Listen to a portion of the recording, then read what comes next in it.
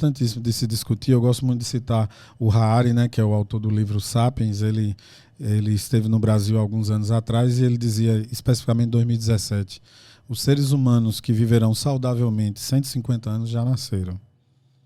E ele ficou em silêncio e a plateia naquele burburinho. E ele defende isso por conta da evolução da medicina e, ao mesmo tempo, de uma compreensão, e uma delas, que é considerada fundamental, é que a nossa atividade elétrica, ela amadurece com a gente. Ou seja, quando você tem essa compreensão, você pode começar a trabalhar instâncias poderosas, inclusive de rejuvenescimento elétrico. A TDCS, na região pré-frontal, é um fator importantíssimo de rejuvenescer aquela atividade elétrica, porque você melhora a capacidade dela. É possível, inclusive, com várias técnicas hoje de neuromodulação, melhorar a capacidade do ritmo alfa.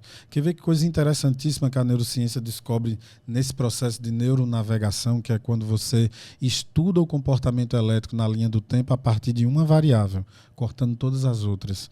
Por exemplo, uma pessoa que faz uma suplementação calculada por um médico especialista nessa área de ômega 3 de boa qualidade, ao longo de 21 dias você vê o incremento e a melhora do ritmo alfa. E o ritmo alfa, a velocidade dele está diretamente ligada à velocidade de processamento cerebral. Se você tem um ritmo alfa, a média brasileira são 10 Hz. Então 10 pulsações do ritmo alfa a cada 1 segundo. Só que precisamos lembrar que temos 86 bilhões de neurônios trabalhando de forma uníssona nesse processo. Então, a conta que não fecha, né? Se a gente for colocar as conexões nervosas, são trilhões aí, né? A gente vê capacidades infinitas como universo realmente no nosso cérebro.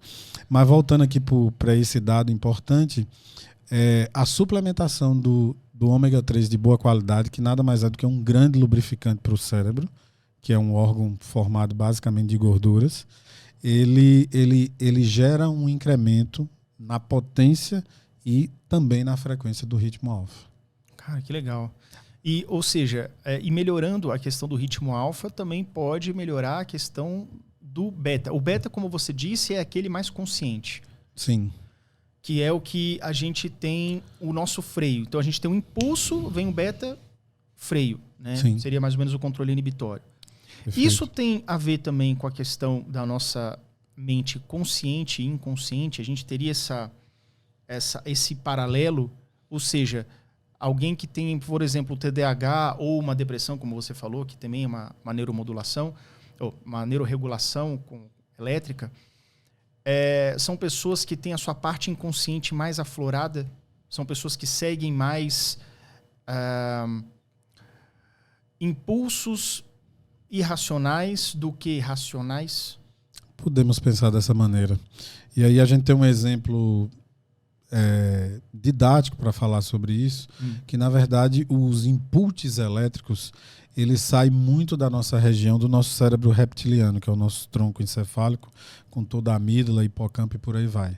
Quando esse input ele vai subindo para as regiões superiores, que a gente já está falando do nosso córtex, tem a presença ali de uns neurônios que nós chamamos de neurônios freadores. Aquele input ele vem como um input sem nenhuma caracterização, como se fosse o sopro de uma flauta, e os neurônios freadores vão dando ali freios, literalmente.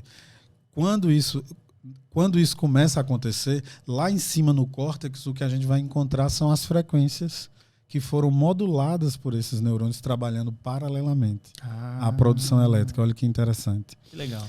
Então, quando você pensa, por exemplo, no rebaixamento da frequência beta na região pré-frontal e uma subida de predominância de outras atividades do ritmo alfa, teta e de produções, vamos dizer assim, mais lentas, no entanto, mais grosseiras, você está dando realmente espaço para que o comportamento mais reptiliano que está na nossa ancestralidade, mais animalesco que está na nossa ancestralidade, ele de fato impere.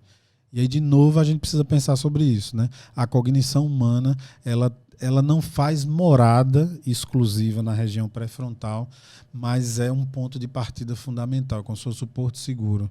A nossa cognição ela se distribui de algum modo, por exemplo, pensando sobre memória. Memória ela funciona de uma maneira extremamente holográfica no cérebro, né? Tem várias partes que conectam para formar uma memória. Mas a gente pode dizer que, assim como a memória, a atenção, o juízo de valor, se não for morada, a gente pode pensar num grande porto seguro na região pré-frontal. Isso é de fundamental importância pensar.